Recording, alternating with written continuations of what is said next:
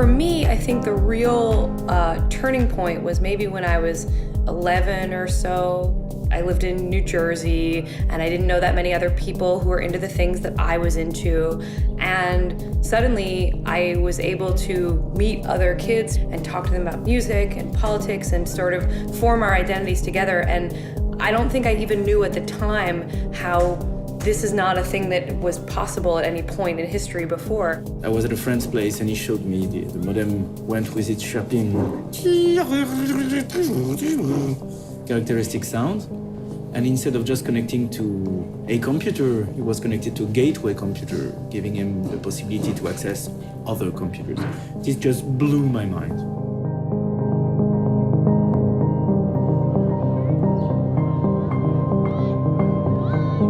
And the simple fact that they could have, forums or blog discussions with people across the world, I thought that it was really magic. I think what you're seeing now is both, different levels, both from the governments and the companies, but also from the individual users, a growing awareness that, it may be not such a free space after all.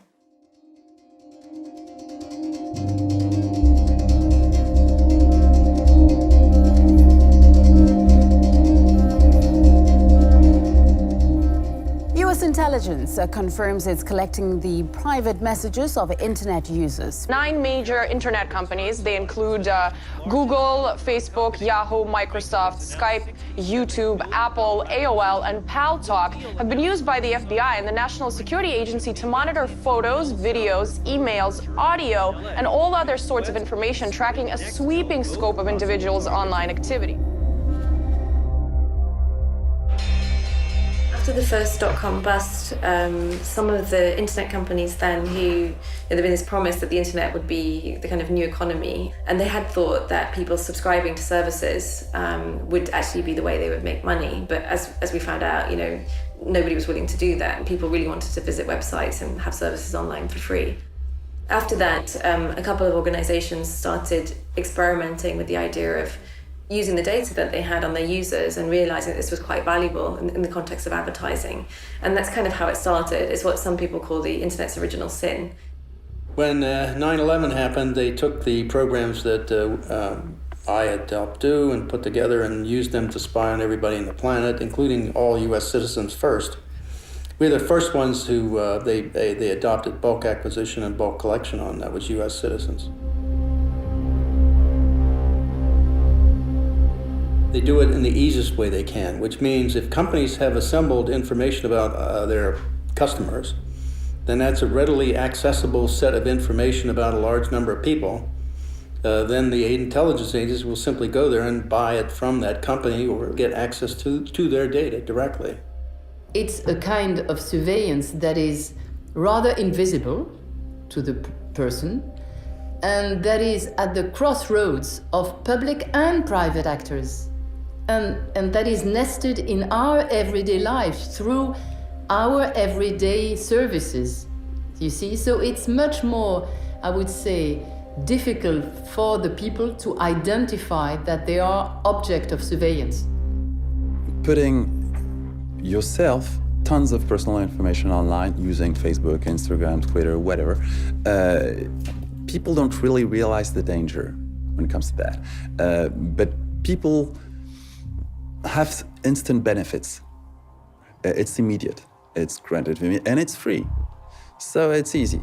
And it's very difficult to balance something that is free, easy, enjoyable, with something that might be dangerous in a hard to predict future.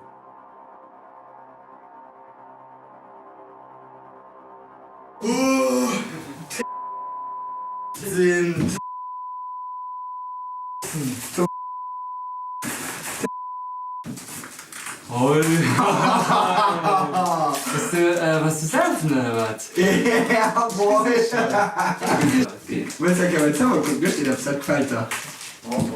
Oh.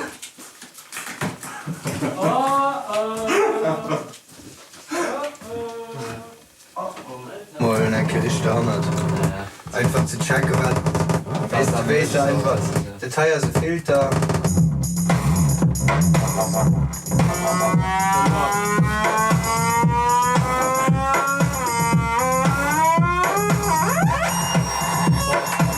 das super, weil... Gehst du? Ich will prüfen, weil ich schon um 6, halb 7 im Keller bin.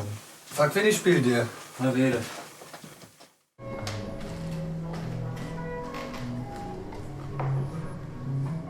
Gordon hat, weil der Regie gemacht hat in Leipzig, wie man da vorgeht, weil die haben irgendwie nicht mehr viel Geld über und Gordon will irgendwie dabei haben. Und das wird wahrscheinlich irgendwie so eine Vertragssache.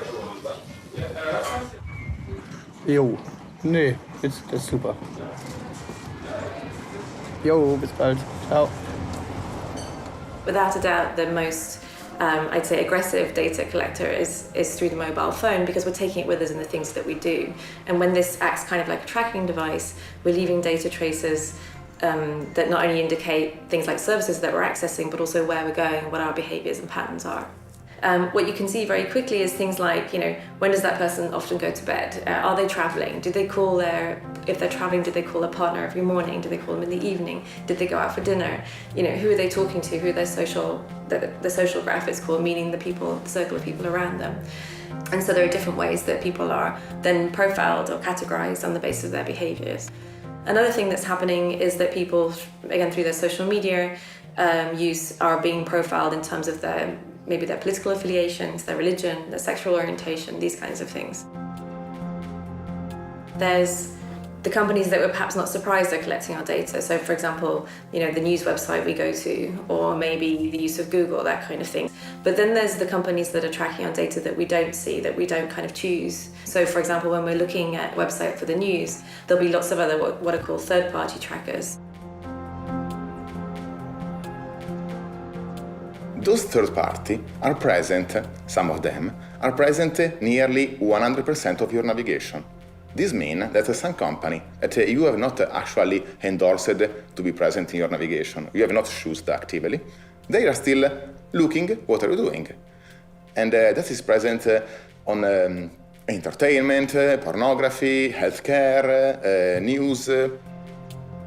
This is what some people call the data brokering industry. Some of the most, I'd say, the growth areas there are things like online dating or websites discussing health issues, for example. The business model for the people who are providing the site is to collect your data and often sell it on, for example, in the case of health sites, to pharmaceutical companies. So you checked her out now. Yeah, at least I have some impact. So what is she doing? Is she fine? Let's Yeah, I think so.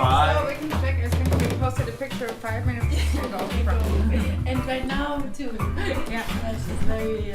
Hallo and Maxwell. Yeah, I'm always sending nice ones and then Kim is answering the ugly ones. I said, that's nice, and Kim said, no, this is nice. Is that like emojis that you have to buy? No, you just download. Yeah. Why would connect my camera? But it's not about this, it's just a possibility that if you want to value, they can do it. Like, well, but this is technology. This is technology. But I feel like that's why I don't care, because I think, okay, no one wants to know what I'm doing anyway. I mean, But I think it's really interesting that everyone says I don't have anything to hide. Like, I have something to hide because I do stuff which is against the law, and I think we all do in a way. I'm not doing anything against the law. I don't have anything to hide. I don't have any. Well, I do actually.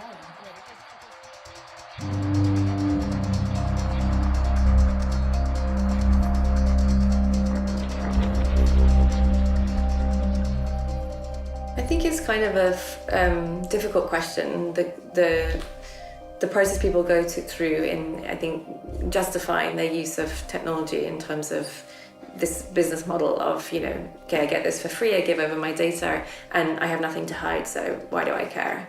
And maybe it's a bit creepy, maybe it's a bit strange, maybe I get certain adverts sent to me, but it doesn't make any difference to me. And I think that means that for people like us who try to argue something different, that we should care about these things, it's quite hard to break that barrier. Part of the reason I think this is that how quickly people are ready to volunteer that. It makes me a little suspicious, that they're like, no, I have nothing to hide, clearly. And really they're thinking, maybe I'm a little worried about this.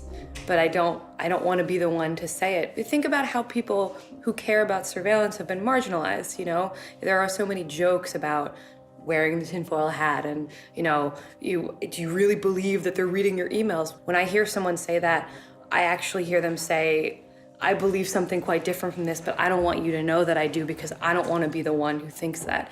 And the other problem with the nothing to fear, nothing to hide debate is that all of us do have something to hide. You know, every single adult has probably committed a criminal offence in their life. It might be something quite minor, like stealing from work, or traffic violations, but there are many activities that are criminal but not necessarily deviant. You know, the criminological literature will tell you that a lot of people offend consistently, you know, and it's in, you know, the percentage of like 60% or more people will regularly commit offences. These might be minor offences. So lots of us have something to hide in that respect. If you say you have nothing to fear because you have nothing to hide, so be happy, not worry, I say, okay, fine, turn over the keys to your car, your house, all of your passwords, all of your accounts, medical records, everything.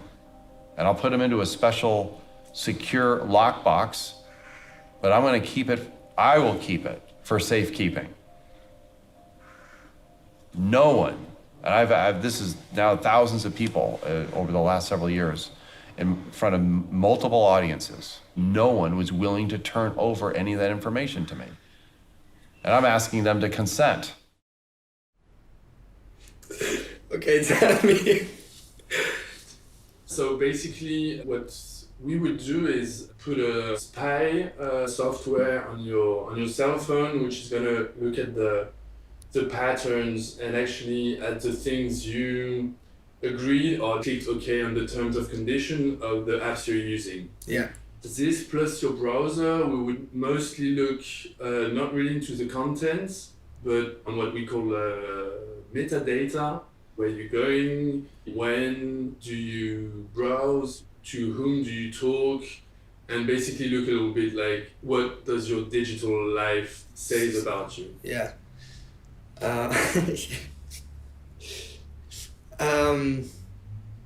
Is it like my computer and my cell phone? Yes. Tracked? Yes. Okay. You know a bit how I am, and I don't really give a shit. So, because that's what I always think, what everyone tells you, that I still think that I have not that much to hide, but you know, you will see maybe.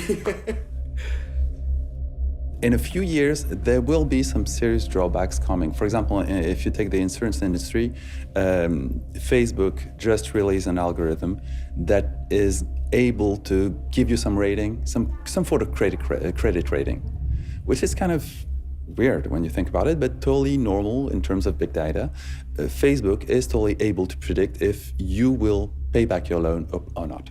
There's usually a point at which people do care, and I think that's the question of what do they care about? So do they care because they know that the tax inspector is now using these technologies to track people? Do they care because they've got a family member who has a history of mental health issues?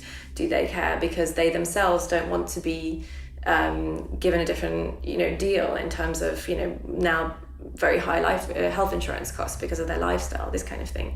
Credit rating is totally predictable. It will happen. In a few years, your personal information, the one you're willingly putting online on Facebook, Twitter, all this thing, will give you credit rating. And if you end up with a bad credit rating, well, you ask for it. You were the one thinking that you had nothing to hide. I like to speak about intimacy. And if fundamental rights seem like something remote, something you may not want to care about because, you have to fill your fridge, you have to pay the rent, you have to wipe the baby's ass and whatnot, then an intimacy is not what you're willing to give up. You understand what it means. Intimacy is those spaces where you are truly yourself, either alone or with people you decide to share this intimacy with. Intimacy is when you're naked, either as a metaphor or really. It's when you can experiment with yourself, you can experiment with with new ideas, with new concepts, with new practices, without being judged by your peers.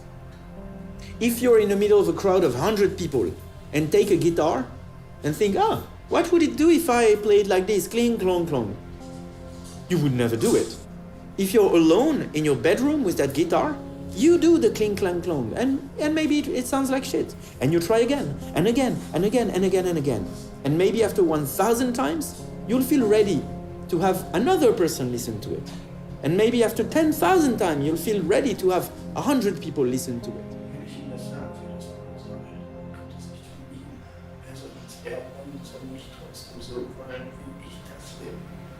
Der andere soll einen einfach mal wollen. Aber von sich aus soll der wollen. Ja, von sich aus soll er das wollen, aber so wie ich das will. It's because you have an opportunity in your intimacy to experiment without being judged. That you can make mistakes with no cost. It's because of that you can develop your personality. This is what we're being robbed. People don't really think of these things. I think also they don't realize that their situation may someday change. You know, today you might feel like you're not a very political person or your life is not very exciting. But what happens if suddenly, let's say you live in a rural part of the world and an oil company wants to put a pipeline through your land or something, that now suddenly you do have some things to hide. You do have an adversary. Arguing that you don't care about privacy because you have nothing to hide is no different than saying that you don't care about freedom of speech because you have nothing to say. But the bottom line here is, even if you're not using a given right at this precise moment, other people do. Saying that you don't care about a right because you're not using it personally is the most antisocial thing you can possibly say. What it's saying is that I don't care about other people. Now, particularly if this is being said by someone who occupies a position of privilege. You know, if you're a rich, old, white guy sitting on the very top of society, you don't care what the laws are, you don't care what the rights are, because society is ordered to protect your interest. It's the minorities who always face the greatest risk.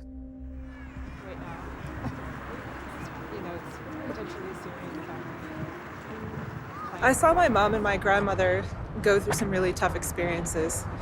And I, became aware that discrimination and violence against women and girls wasn't just happening in my family or community. And I decided that I wanted to work on these issues. And it wouldn't be unusual for a human rights researcher to become a target even of US surveillance. I'm someone who has interviewed not only Somalis and Egyptians, but also Iraqis, Afghanis, Yemenis. So, the people that I interview typically are coming from populations of extreme political interest to my own country, to the US. In context even of the war on terror. And I do think that it's, not only plausible but probable that I became a target of US intelligence interest, not just because I'm a human rights researcher, but after doing this research with Somali girls and uncovering instances where girls named Americans and Saudis as so-called clients of sex-trafficked refugee girls in Djibouti. What we see in different countries around the world is the political situation and the sort of political agenda changing quickly. So something that's okay now to talk about might not be okay in 3 years' time. If you combine a drastic and very disruptive technological progress and this soon-to-come political disruption, you will end up in a short time period in something so different that any kind of prospective effort is really, really difficult to make.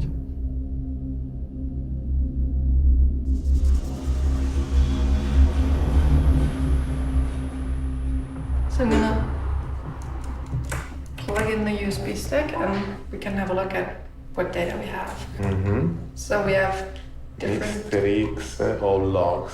Exactly. So all logs, that's data from his iPhone. And from the MacBook. And from the MacBook. And from the MacBook, we have his browser history. So from his laptop.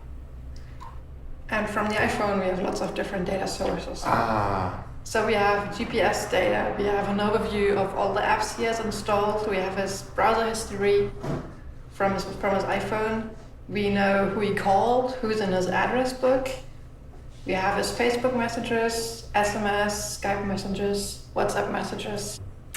Damn. Yeah, so we can I feel bad.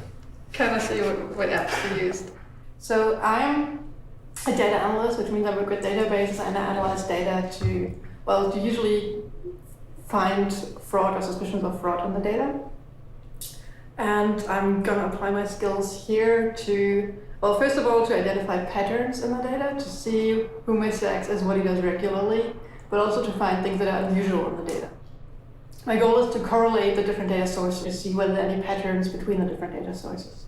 I was dedicated to do privacy analysis on the mainstream website. So understand which are the third-party trackers present in the website. I will try to apply this analysis also to the browsing history of Mr. X. The point is, it's collecting data on that scale on everybody in a country presents the opportunity for the government to go really bad. They just don't understand that. Now, people in Germany who have experience with totalitarian states like the Stasi and the Gestapo and SS, they have living memory of what it means to have that kind of information in a central repository for central government to use. And it's only a matter of whether or not the government is favorable to democratic principles or not, as to whether or not they become totalitarian or not.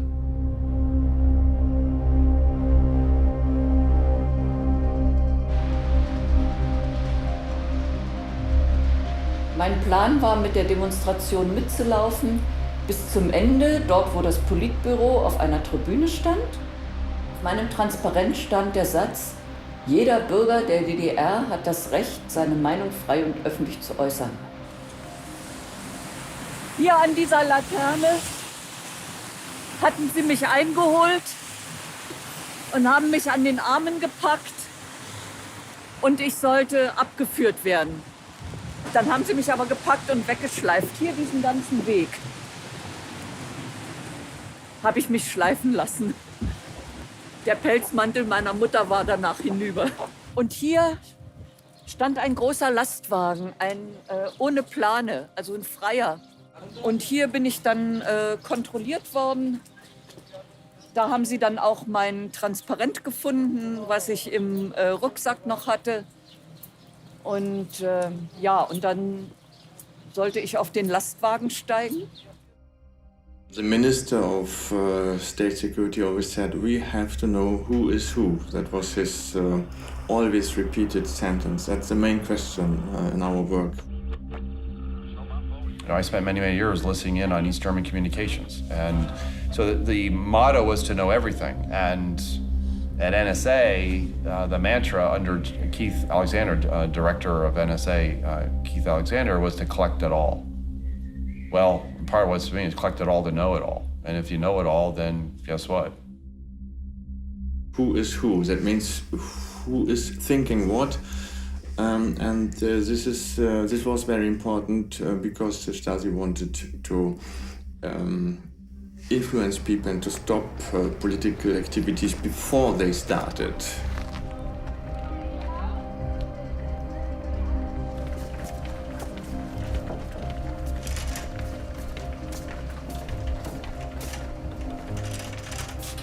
Diese Oppositionbewegung der 80er Jahre begann in der Hochzeit des Kalten Krieges, als Atomwaffen in Deutschland stationiert wurden. Also wurde ich dann Mitbegründerin des ersten Friedenskreises der DDR, des Friedenskreises Pankow, gegen die Militarisierung des Lebens in der DDR, gegen die Stationierung von Atomraketen, gegen Militärunterricht in den Schulen.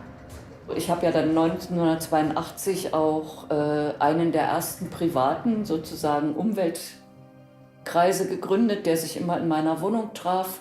Und später dann ab 1984 kamen dann auch Menschenrechtskreise dazu, also Kreise, die die Menschenrechtsverletzungen in der DDR thematisiert haben. I was in the Stasi archives this past year, and it's quite something seeing row after row, file after file, thousands upon tens of thousands paper-based, which in itself had been the system for keeping track of all that, the system for indexing had gone through several iterations, and they were actually moving, even the Stasi were moving in the 1980s to computer-based systems. Tonbandmitschnitt hier. Hier ist ein Tonbandmitschnitt. So sehen die dann aus. Ja? Da ist bei einer Veranstaltung heimlich ein Tonband mitgelaufen von der Staatssicherheit. Und die Staatssicherheit hat dann dieses Tonband abgehört und hat aufgeschrieben, was ich auf dieser Veranstaltung gesagt habe. Es gab aber auch Abhörprotokolle vom Telefon, weil ich für die Stasi wichtig genug war, meine Anrufe abzuhören. Also das ist hier ein Maßnahmeplan der Staatssicherheit, Plan zur Zersetzung zum OV-Virus. Virus ist der Name meiner Akte. Operativvorgang Virus. Mit dem Ziel, den Einfluss, die Aktivitäten und die Teilnehmerzahlen des Friedenskreises Pankow zurückzudrängen und die führenden Personen des Friedenskreises zu verunsichern, werden folgende Maßnahmen der Zersetzung vorzuschlagen.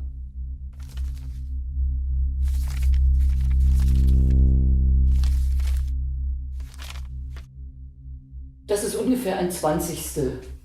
Also ich habe zwar 20 dicke Leitsordner und dann noch ein paar kleinere Aktenteile, die man irgendwo gefunden hat. Ich hatte ja insgesamt 49 inoffizielle Mitarbeiter, die über mich berichtet haben. Im Laufe der Jahre 49, da war ich ziemlich erstaunt. Und Virus, den Namen finde ich auch interessant, ja, den die Stasi uns gegeben hat oder mir gegeben hat. Ich bin also diejenige, die zur Erkrankung des Systems führt. Ne? Fantasie hatten die Jungs schon. Ja. Wolfgang Schmidt was looking at the NSA. He's a former lieutenant colonel in the former lieutenant colonel in the East German Stasi. So he was looking at the NSA surveillance program, and he said, to us, meaning the Stasi, this would have been a dream come true. In Western democracies, if you're talking Germany of today, or if you're talking the United States of today, it's not a police state. But the mechanisms, the instruments of power necessary to affect that are essentially all in place. The only difference really is those in power. And you then have to trust and depend on your leaders to be, focused on more democratic ways of life and supporting that. And you can't guarantee that. I mean, no one can. So in the United States, they say it can't happen here. Well, I'm sorry, yes, it can. It seems that it never sleeps. Wait, so because you have data points like every few minutes, all night for 2 days in a row. Maybe that's his lifestyle, but...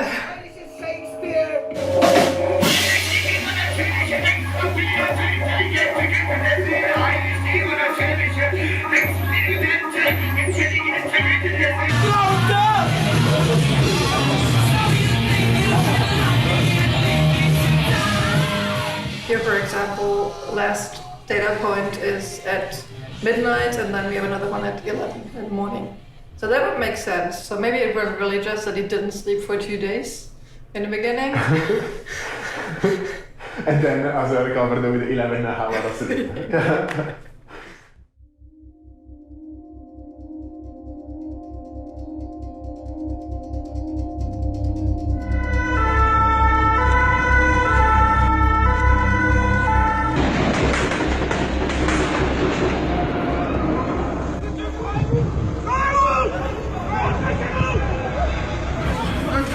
Monsieur, qu'est-ce qui s'est passé? Il y a eu un attentat.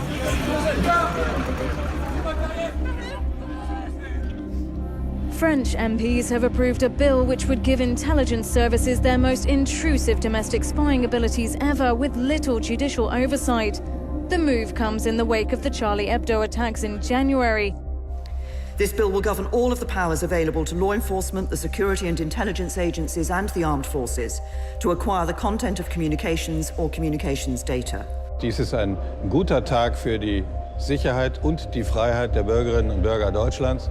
Es ist ein schlechter Tag für die großen Verbrecher aller Art. The net effect is if you are a law-abiding citizen of this country, going about your business and your personal life, you have nothing to fear.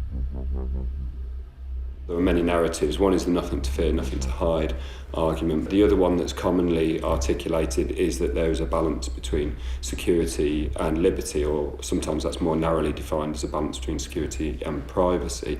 It's an extremely problematic way of conceptualising these things for several reasons. Benjamin Franklin said something along the lines that people who are willing to give up their liberty for security will lose both, and they deserve neither. And what I take from that is that there's not a simple balancing. These aren't things you can easily quantify and measure against each other. I would say very simply, bulk surveillance has been a direct and absolute continuing failure.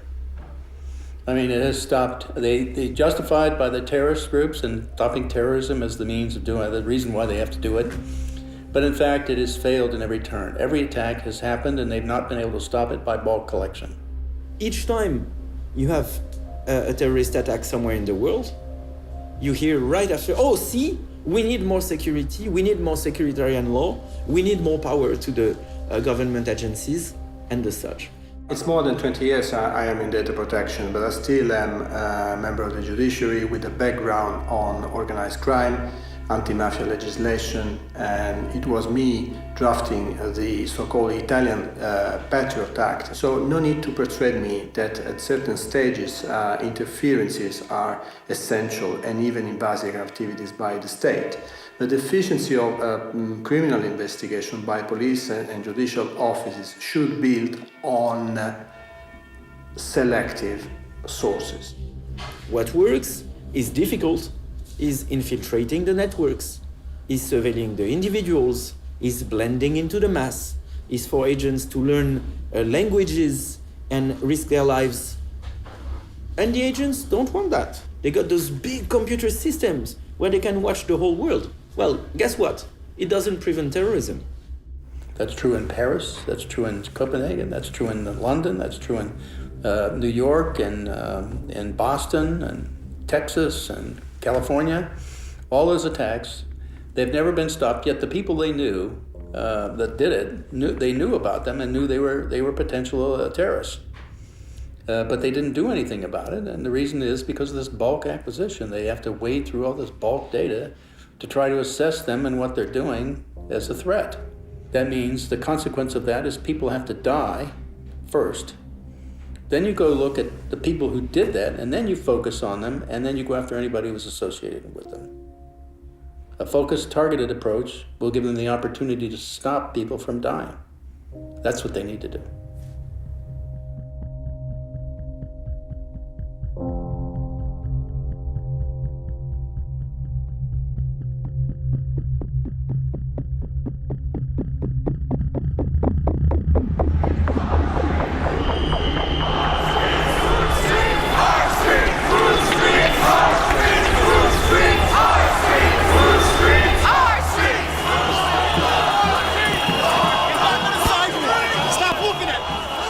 The documents that we got show an enormous depth and breadth to the level of surveillance against the Occupy movement. The FBI is using domestic terrorism authority to go after the Occupy movement and collect information on people and on a movement that they acknowledge throughout the materials is a peaceful, nonviolent movement.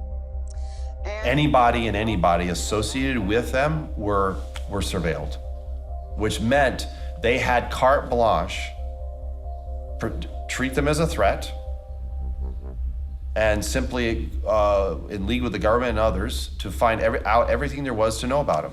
Remember, Occupy Wall Street, interestingly enough, did end up resulting. People were on the streets facing police. Right? Meanwhile, there's all the hidden side of that. And with cameras that can now do facial detection from many hundreds of meters away, scanning crowds, right? And incorporating that all into databases just based on a few select points.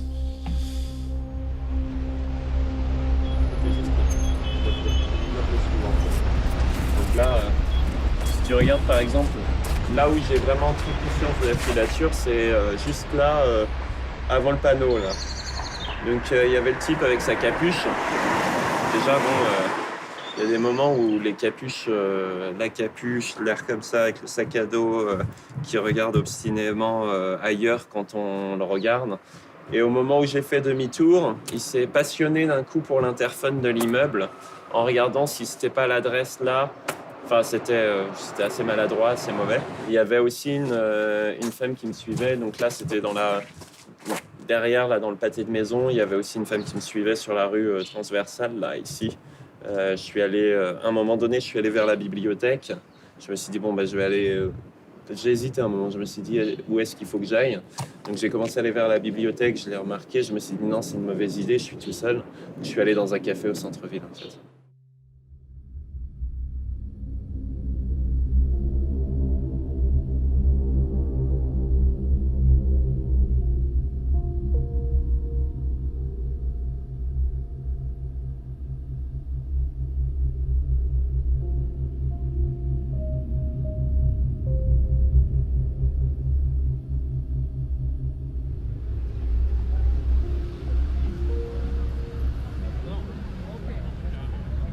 La COP21, moi j'étais investi depuis plusieurs mois sur les processus d'organisation de la COP21. Donc en gros c'était toutes les questions logistiques et moi j'étais un peu dans la commission juridique de soutien aux manifestants.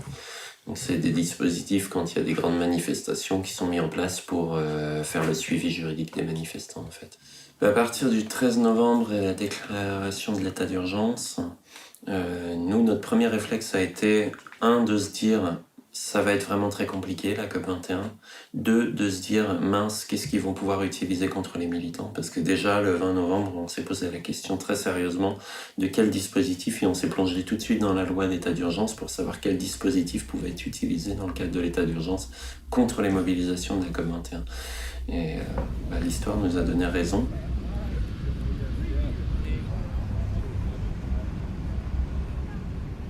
Et ça a mis une pression extraordinaire sur l'ensemble des dynamiques, puisque c'était censé être une mobilisation internationale où étaient attendues des dizaines de milliers de personnes, voire des centaines de milliers, parce que c'était plutôt sur ça que tablaient les grandes organisations telles que Havas ou autres, qui le 29 novembre voulaient ramener plusieurs centaines de milliers de personnes dans la rue.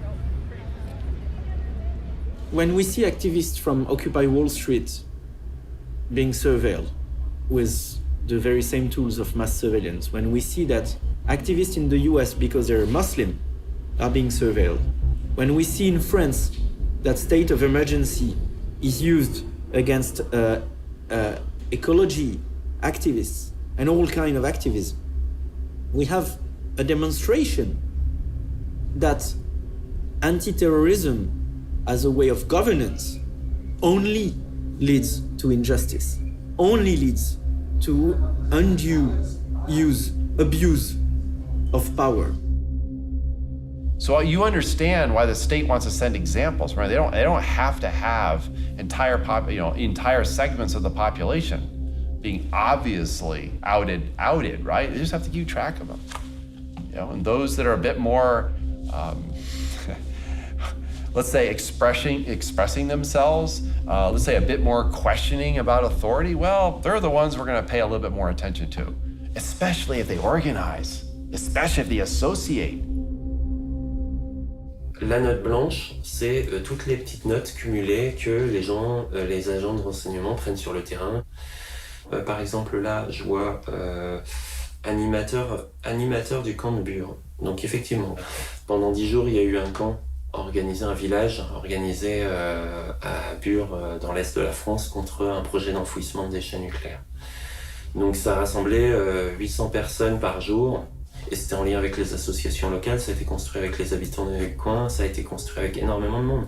Donc de ne retenir que il y a eu des actions, de le superposer à il a animé des réunions, c'est comme si j'avais organisé ces actions en fait. On met ça dans la note blanche, Je participe à la mobilisation, je fais partie du collectif de soutien à la lutte de Notre-Dame-des-Landes contre la construction d'un aéroport à Nantes. On avait organisé juste un petit rassemblement spontané à la station Notre-Dame-des-Champs à Paris. Et ça, c'est faisceau d'indices concordants. On n'a pas de fait, on n'a rien, pas d'accusation. Et pour cause, j'ai un casier judiciaire vierge, il n'y a pas de fait en fait.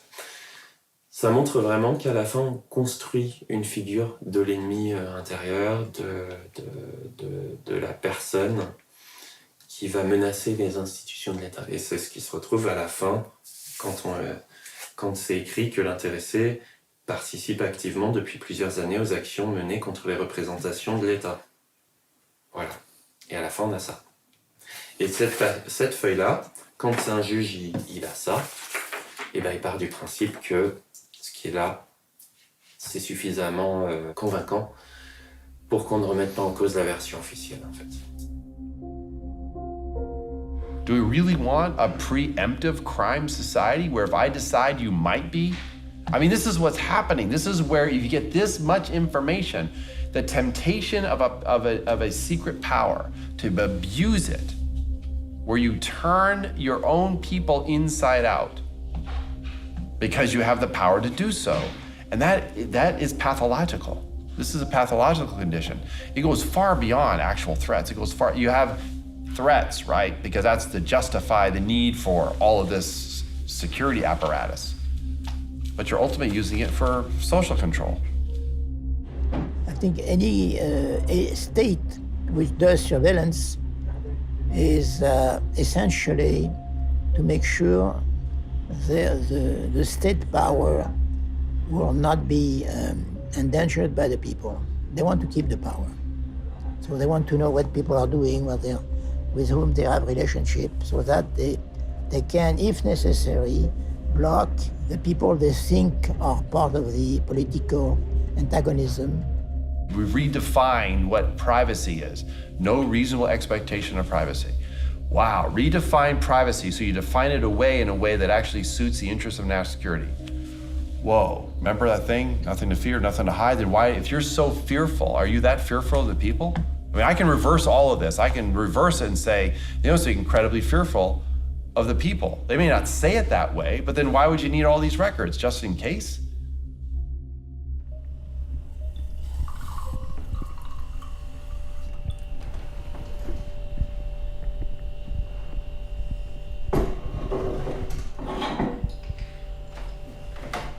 Ich bin persönlich von Überwachung betroffen gewesen, weil mein Freund André Holm seit 2006 beschuldigt wurde, Terrorist zu sein. André ist Soziologe und beschäftigt sich mit dem Thema Gentrifizierung in Berlin sehr viel, schon seit vielen Jahren, und hat viele Texte veröffentlicht als Wissenschaftler, auch als Aktivist, weil er sich für Mieter und Mieterinnen in Berlin einsetzt. Das BKA hat zu dieser Zeit nach einer militanten Gruppe gesucht, und weil sie die nicht gefunden haben, haben sie irgendwann die Texte unter anderem von André mit deren Texten verglichen und haben dann ähnliche Worte gefunden. Ich glaube 7 Worte, die in deren Texten und in seinen Texten vorkamen: Gentrifizierung, Reproduktion, auch marxistisch-leninistisch, was für Wissenschaftler eine Vokabel ist, die nicht ungewöhnlich ist. Und das war der Anfangsverdacht, warum sie dann gedacht haben, es könnte sein, dass der die Texte dieser Gruppe schreibt, und haben angefangen, ihn zu überwachen. And this is where mass surveillance shows its true face of an instrument of social control. This is the main purpose, the main effect of mass surveillance, is to keep populations under the diffuse impression that if they say something, or if they do something that may make them look like they have something to hide, that may be something worth hiding, then people will know about it, so they better not say it and not do it. This is how it works in every authoritarian regime since the dawn of times. I think this is something that comes back to who we are as people. I just know from history, I know from my own experience, I know from even dark chapters in US history, that the power of the state through instruments like surveillance, ultimately turn against the people. And it's not far removed, right? It's not far removed to take that kind of power and now establish something that's clearly undemocratic. And you in essence are treating all of your people as subjects, right? Not citizens. This myth of nothing to hide, when put into action, may turn individuals into perfect subjects of control, into subjects who accept control, who accept dominance, who accept servitude.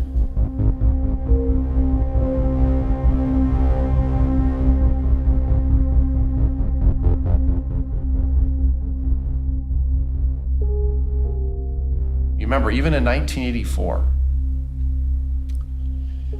I mean, that's a novel that has become very real for me. Or even in Brave New World, which is another way of looking at this, okay? Sort of the bread and circuses routine, right? Here's the problem.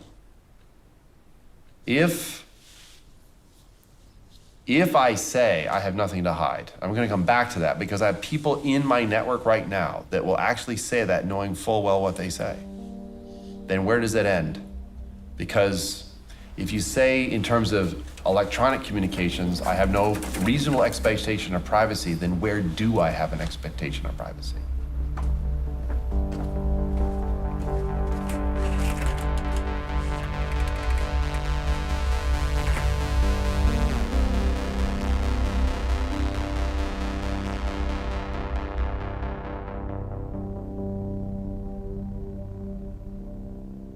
After the first time we met, around 5 weeks passed.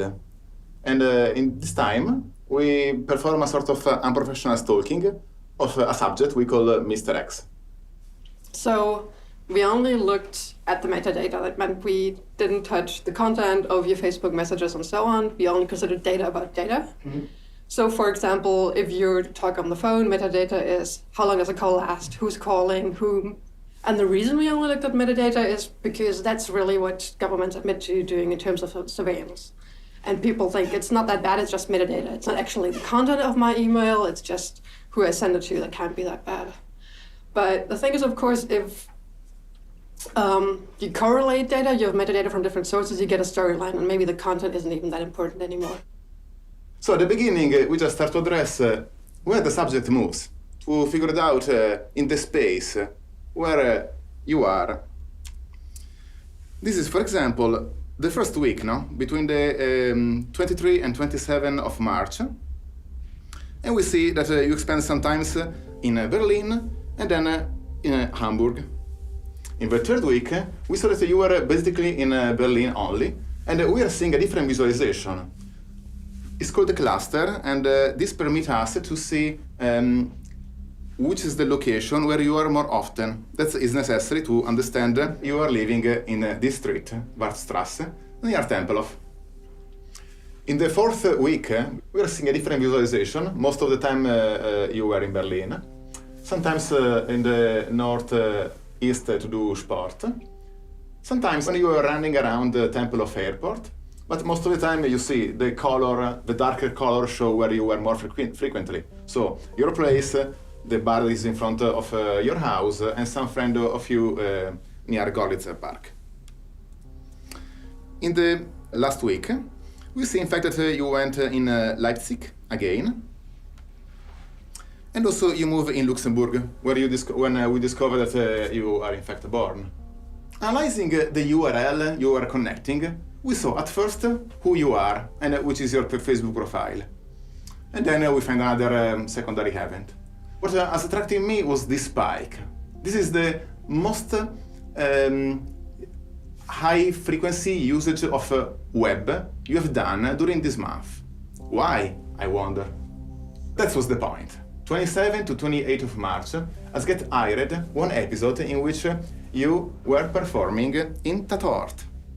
The reason of the spike of the navigation is that you were quite concerned on the critics and the reaction of the person. So mostly you were checking if everything went good, if your performance has been appreciated by the audience. A spike of Facebook message appears of persons that normally don't talk with you.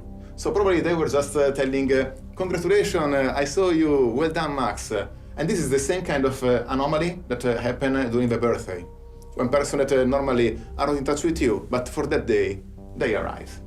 We saw that you were quite active all the night, until 6 a.m. at least, maybe with a couple of hours of stop. Another way to see anyway the metadata is just to synthesize and take some very peculiar moment of the day. For example, where you were between the 4 a.m. and the 5 a.m. So, where did you sleep last night? Mostly we see that are 2 days where you are in the towers. And if we unzoom the map at European level, we saw clearly the Hamburg and Leipzig, where you were for a couple of special events. Okay, so here's a quick overview of the data that we collected from you. You can see that it varies per day. We get a lot of location coordinates. So we did an analysis of what domains or what websites you visit when you surf the web. And that huge blue bar on the left that you see there is Facebook. So a lot of your web activity is concentrated there. You also go to some other websites, like you research travel, you Google some things, of course. You order food, you watch a lot of online videos, you watch some porn, you're interested in synthesizers, but still Facebook is like the thing for you. What's always really interesting is to look at people's Google searches, because usually you can learn quite a lot about what goes on in people's minds by looking at their Google searches. You did 83 Google searches in 1 month, and that seemed like not a lot to me. No. I did some research. I found that the average person apparently does 150 a month. Really? That's not much of Google searches, though. No. That's funny, yeah. Just to know, all the websites you navigated, for the 72% of the time, they include Facebook. What does it mean? When you are connecting yourself to a website, you feel that you are just doing a connection to a single host, and only one entity, one organization knows about your activity. In fact, there are other third party. There are many, at least between 5 to 20, depends on the kind of website. But in this case, the two most frequent are normally Facebook and Google. And Facebook was clearly aware of what you were doing, also if you were not in Facebook. We made this analysis mostly by hand because it's not our job. Once we've developed this tool, means that the next person, we have the data, we can create the same kind of output. So we have to think that most of the time the enemy, that can be a government or a corporate surveillance, when they develop the tool, that is for one person or for 1 billion is the same. I mean, I give you an example, my own example. I keep saying, what is it like? It's not a very good feeling when you get up every morning knowing that your own government is tracking you. They told me later, we knew everywhere. We knew when you got up, we knew when you left the house. We knew which vehicles you used, where you stopped, where you shopped. Every electronic communication that they had access to was being monitored on a 24/7 basis, including my phone. Where do you go in that regime? Where do you go? I can get emotional. Where do you go? Where's a safe place? Where do you go to be yourself, right?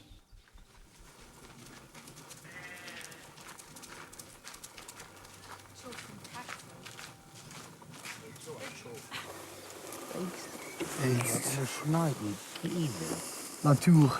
Stress is natuur.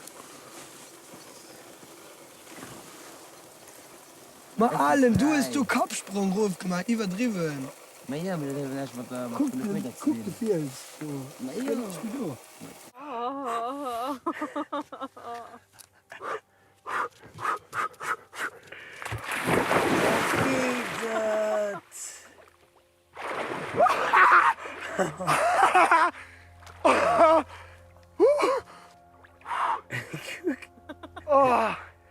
Oh, c'est bon. Oh, c'est froid. Are we back down to just my physical body? Just literally the only thing left now is in my head that's private? And even that's suspect with emerging technology? Then where do I go that's safe? Where's the safe room? I get back to 1984. Winston cowered in the corner. Why? Because it was the only place where the surveillance cameras couldn't see him, which meant they knew where he was. And in the end, people forget the rest of the book. They haven't read, people have finished reading 1984. It's quite dystopian because even Winston gives up. Winston is the protagonist. Winston is the person in all of this, right? What happens to Winston is what happens to society. Also die allermeisten inoffiziellen Mitarbeiter, die lange für die Stasi gearbeitet haben, und das ist die Mehrzahl, die hat das freiwillig gemacht. Zum Teil haben sie ein bisschen Geld gekriegt, ja, zum Teil ein paar kleinere Geschenke. Aber ich glaube, die Hauptsache war dieses Machtgefühl, was die hatten. Aber es war der Mann, der Bruder, ja, der Vater, der Sohn und so weiter. Die ganze Palette. Naja, das hat ja, glaube ich, gesagt, ja, in meinem Fall war es mein Mann. Und der hat aber dann später gesagt, er hätte das gemacht, weil er Angst hatte, dass ich verhaftet werden könnte. Und dass, wenn er mit der Stasi zusammenarbeitet, er das erfahren würde, dass ich verhaftet werde oder werden soll und mich dann davor schützen kann. Und ich glaube ihm das auch, weil als ich zu dieser Demonstration gehen wollte, bei der ich dann verhaftet wurde, er hat alles versucht, mich davon abzuhalten, außer zu sagen, du, ich weiß es von meinem Führungsoffizier, dass du verhaftet werden sollst, also bleib hier. Das hat er nicht gemacht, ja.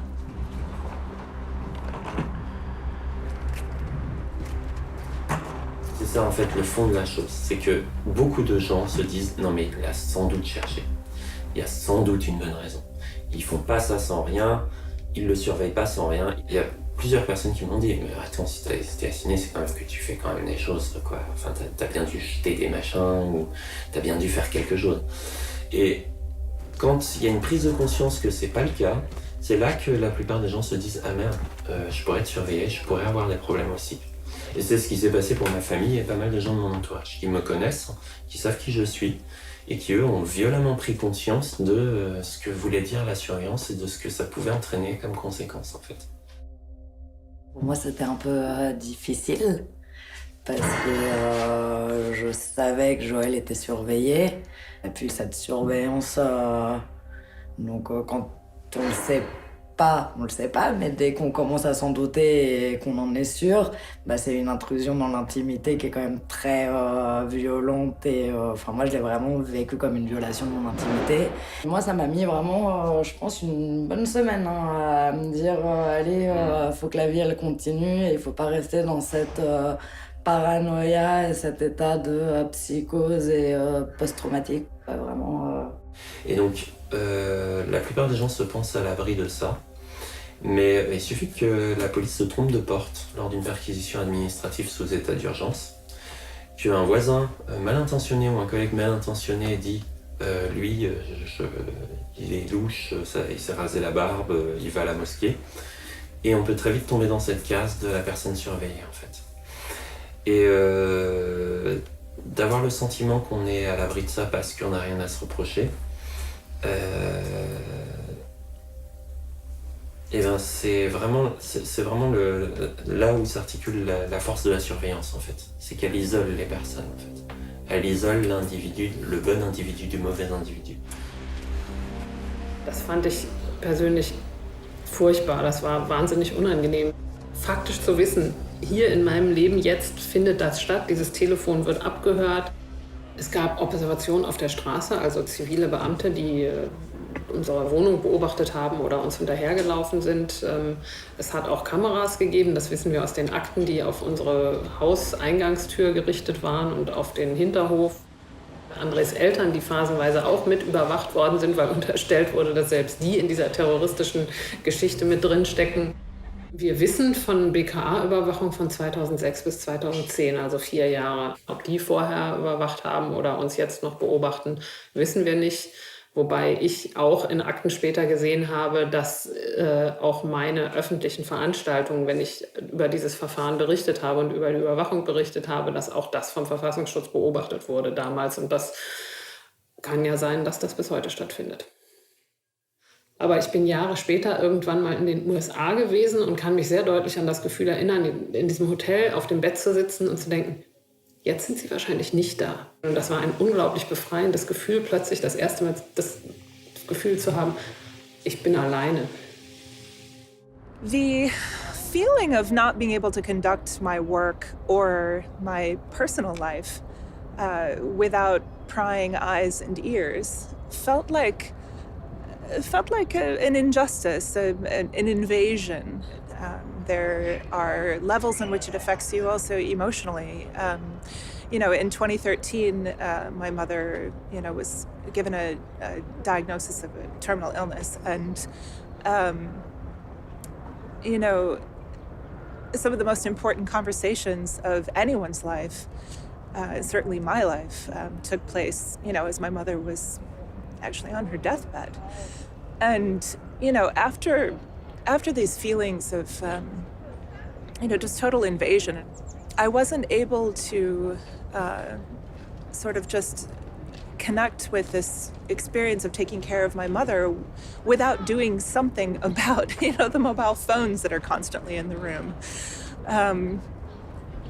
So, maybe strange to say, but it offered me some little bit of comfort while taking care of my mother to put the phones in the other room.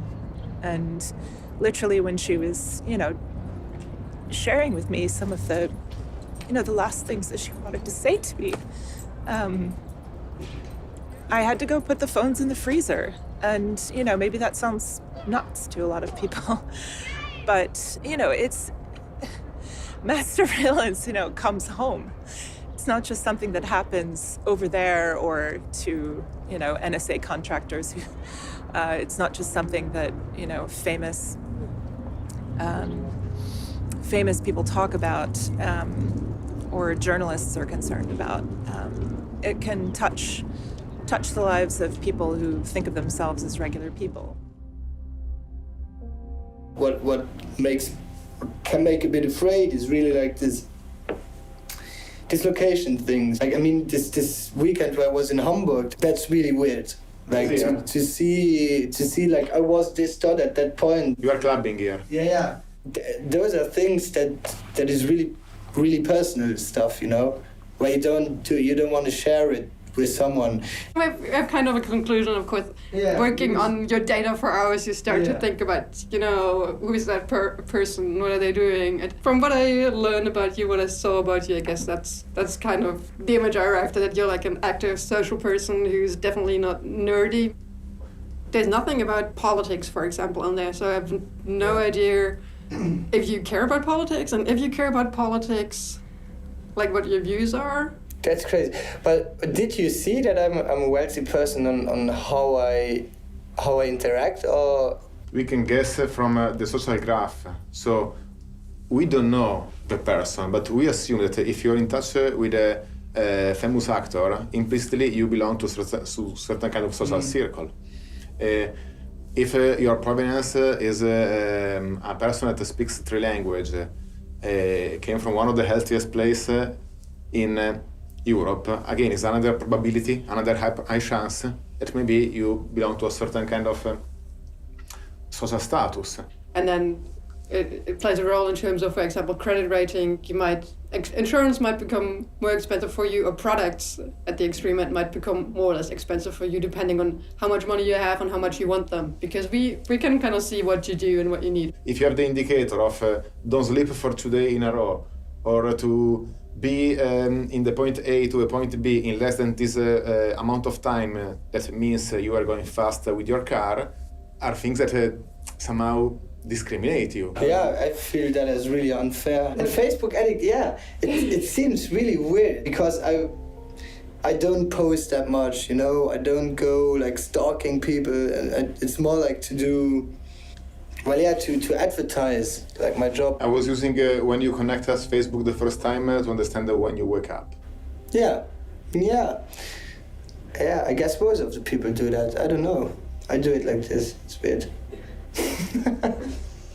You have to think that the app we are installing in our mobile phone, most of the time have access to some of the metadata we used. And you don't know exactly who is behind. We promised to you that we are not going to make any harm with your data. But when your data are collected by 20 or more anonymous company in the other side of the ocean, and you for them are just a number, that is the scary aspect of the corporate surveillance. They pull in all the metadata of your transactions, and then they can do timelines of your entire relationship in the community that you have and the transactions over time in sequence, and build basically a timeline of your electronic life. It's all done automatically with software. It doesn't take people to do it. They called it the corporate store, sort of in quotes, the corporate store. It started off with just phone numbers, which obviously can be indexed to names and addresses. And then it turned into emails, financial information, internet usage. Well, what they're primarily interested in is who are you hanging out with and what are you saying? Who are you spending time with? This is where the metadata actually is quite significant.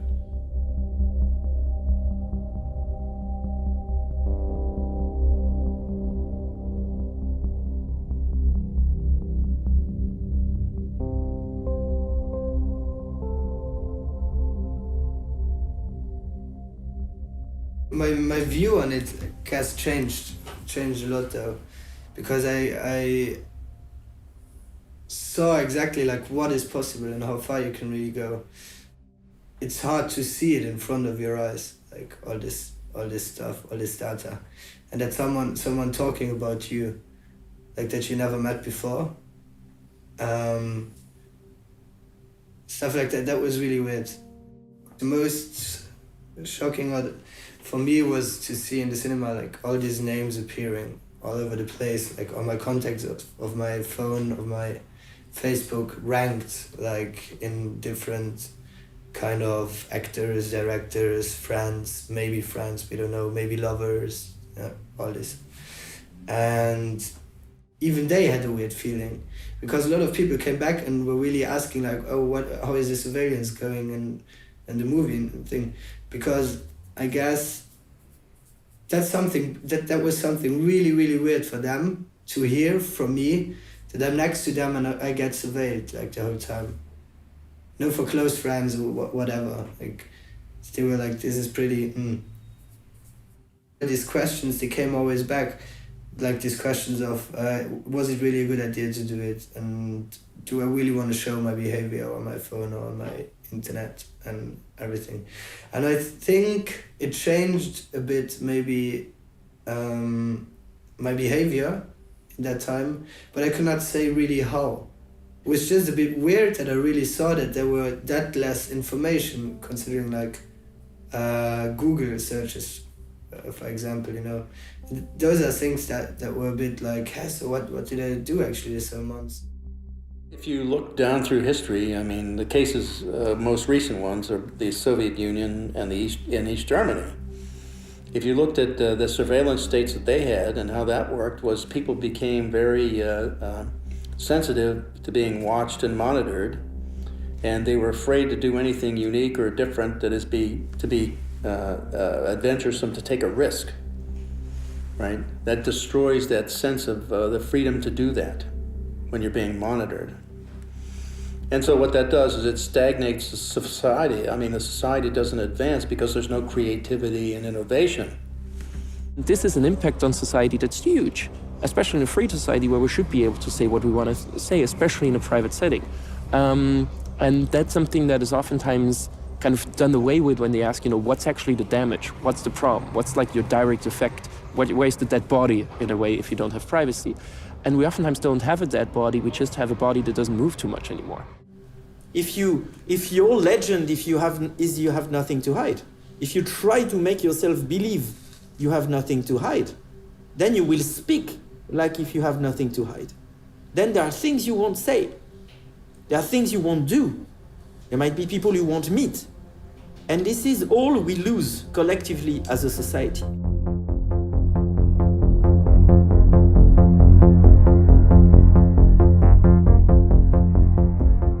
It's probably the first time in history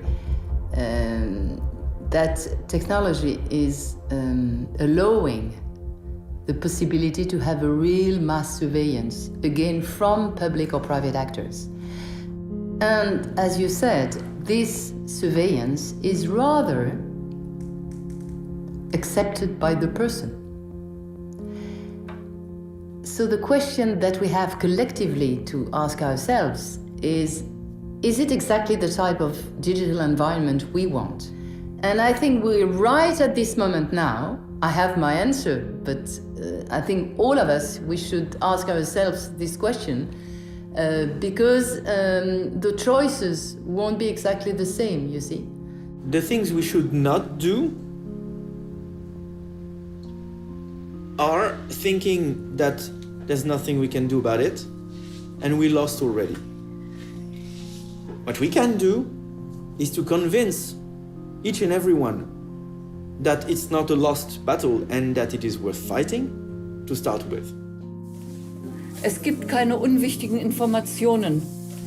Und jede Information kann missbraucht werden, wenn es jemand missbrauchen will. Und ich sage den Schülern immer, ihr müsst aufpassen, was ihr von euch preisgebt. Denn so schön diese neuen Möglichkeiten alle sind, aber die beinhalten auch eine Überwachung der heutigen Menschen, von denen die Stasi nur träumen konnte. I think another thing people can start to do is also play around with just kind of feeling like they understand how the technology works a bit more. You know, using a computer or a mobile phone, we've been taught that it's a bit like a washing machine. You know, you put stuff in, you press the program, and then you don't think about how it works. The truth is the less you know, the less control you have over what's happening. So, like motivating people to get a bit more interested in knowing how the internet works, or knowing how your device works, or knowing why it is that the company's giving you free services is pretty important. There are a lot of things you have to learn. If you want to fly, you have to take courses in flying. If you want to run, you have to train yourself in running. And I believe the best way is the community learning by other people, which makes it more convincing and also more understandable very often. There is, for pretty much everything that you're using now, every Microsoft or Apple product or Google or Facebook or whatever, there is probably an alternative. And in most cases, the alternative is very good. And, you know, just really simple things like using a search engine that doesn't track you, like Disconnect or DuckDuckGo, because we know that Google is a very powerful surveillance engine, you know, in all these great, you know, really sophisticated tools that it gives us. It's taking all of our data. Signal for texting is something that I teach. Tor browser, that is the web browser that helps protect some of your personally identifiable information from websites you visit, from your internet service provider, from anyone who's observing your network traffic, whether they are, you know, your work IT department or a sovereign state. I think we have to be very humble here. We have to think very carefully how we speak about those things. Saying to someone saying to someone living in an authoritarian regime where internet communications are particularly surveilled, oh, you should use Tor, may end up having this person taken to jail or worse. Because in some countries, maybe just using Tor blinks a red light, potential political opponent detected. So it's not about giving advice, it is about sharing and understanding, and it is also about building collective resources where we can efficiently mutualize knowledge. So on a case-by-case basis, we can find appropriate solutions. The good part is that once we arrive to a world where half of the population will encrypt for no reason, it will help others by overwhelming the surveillance state with uninteresting encrypted mails. But we need this hype to start and begin for all of us to be really secure. We need free, libre software. Software that belongs to the humanity as a whole. Software where everybody on Earth has the same freedom as the author to get to understand what a piece of software does and to get to modify it.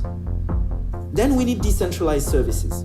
Decentralized services means that you know where your data goes. You know what is happening when you click somewhere. You know what is stored, you know where it's stored. So we need all this in conjunction with end-to-end encryption, not any form of encryption. End-to-end encryption means that you generate a cryptographic key, I generate a cryptographic key. We decide to share those keys, and then we are in control. What I like about the tech side is that there is something that can be done. Each of us can make a change to our behavior in terms of whether we encrypt our communications, whether we use free software, hopefully some combination of all these ideals. And even just making one small change today does do a great deal. Just using an encrypted texting app like Signal for your communications between your friends is not perfect. Phones are bad, all these other issues, but it's something. And I think it shows people that they are empowered to make a change themselves. And it means also that democracy, people got to understand, democracy is not a spectator sport. You have to participate, you have to be active, and you have to do that continuously to ensure that you keep your rights and freedoms. You can do access requests, you can ask any company in the world, what data are you storing about me? They have to send you a copy of everything they hold about you. You have an idea of what they're actually holding about you. You can see, oh, they shouldn't have this information, where did they get it from? And this creates a lot of trouble, interestingly, for companies. If just individual people are asking, what are you actually having on me and why do you have that and how is this legal? It gets the whole legal department going crazy.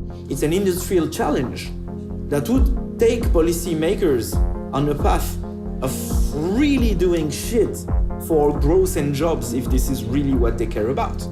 Rebuilding the capacity in Europe, in Germany, in France, and everywhere to build computer chips, to build computer systems we can understand on a hardware base is something critical. When we realize that there's something we can do on a personal and community level, I think it can encourage us to act at the political level more, so by contacting our lawmakers or supporting organizations that are doing the work of law reform. One of the most powerful things that I think has happened since Snowden is this massive increase of all of those things. All the people who are working on this stuff, more or less in isolation, have come together in a way that is, I think, when I think that we're gonna win, I think it's because of that kind of solidarity that we have.